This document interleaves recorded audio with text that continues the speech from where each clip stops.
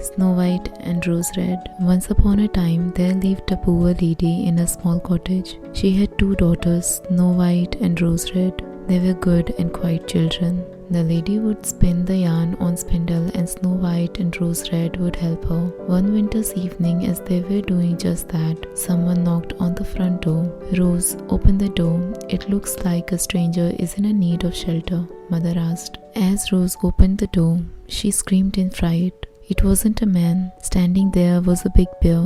Her mother came in a hurry. "Don't be afraid. I won't do any harm. I'm just feeling cold and I would like to warm up if you let me in," the bear said. The mother told the girls to calm down and help the bear. Feeling warm from the fire, the bear fell asleep. The bear lived happily with them. Soon summer came and he returned to his place.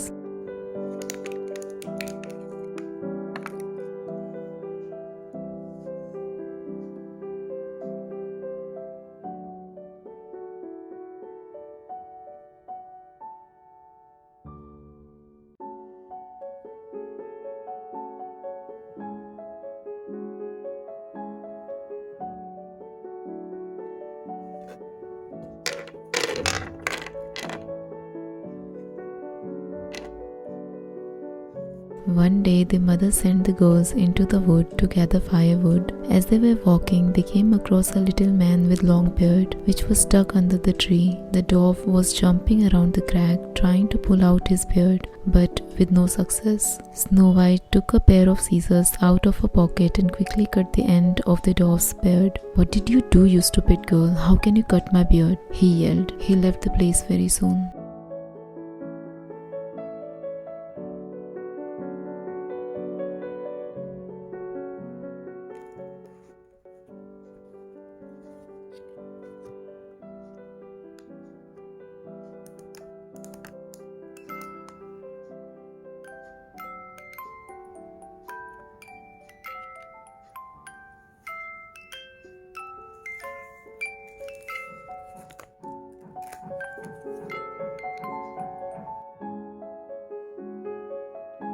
One day, the girls decided to go out to the river to catch some fish for dinner. They saw the same dwarf. He was trying to pull out his beard that was twisted with a fishing line. Rose Red took out her scissors and cut off a small part of the dwarf's beard, but he yelled at them again. Not long afterwards, Snow White and Rose Red were on the way to the nearest town to buy some needles and thread. As they were passing a meadow, they noticed a huge bird in the sky. The girls saw the same dwarf in its claws. They ran just in time to catch the dwarf by the feet. When the bird finally gave up, the dwarf thudded onto the ground. He tried to harm the girls, but suddenly the bear came and gave the dwarf a single blow with his paw, and he never moved again. Right at that time, the girls saw a handsome man dressed in splendid clothes. "I am a prince," he said and smiled. "That evil dwarf had bewitched me and stolen my treasure. Now that he is no more, the spell has been broken and I am a human again. And it's all thanks to you." Snow White married the prince and Rose Red to his brother. They split the dwarf's treasure evenly and their mother moved to the castle with them. All lived happily ever after.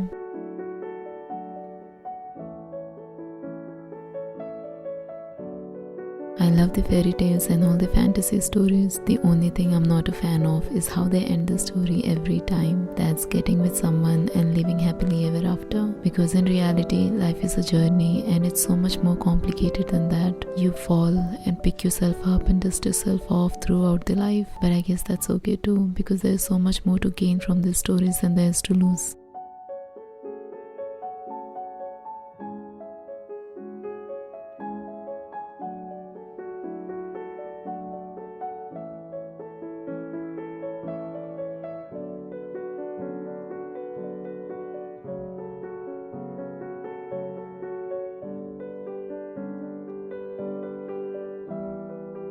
But I have realized how we perceive things is so heavily influenced by these movies and books. In the books, the characters are so strong that they move mountains for the ones they want to be with, and in any situation they just won't let go. And we take that to our hearts and we place our value in it and take it so seriously. But nothing can be farther from the truth. There's a Madison Beer lyric saying, "How can you let me go?" and me being the emphasis here. In the past I have thought in the same way, but now I know it was never about me me or my value, but it was always about him and his own capability of making a change. It's not about I'd rather lose her, but more about if it's in their interest or what works for them. And that's human behavior, and they are not heroes but regular people. And they so easily say if he wanted to he would, and it hurts us if they don't, because we truly believe that. But in reality, people are not that passionate, and men even so not that emotional. They just want smooth and easy. Someone not loving you right is their lack of capacity to love another, and it's not they can't love you, it's that they cannot love anyone. And if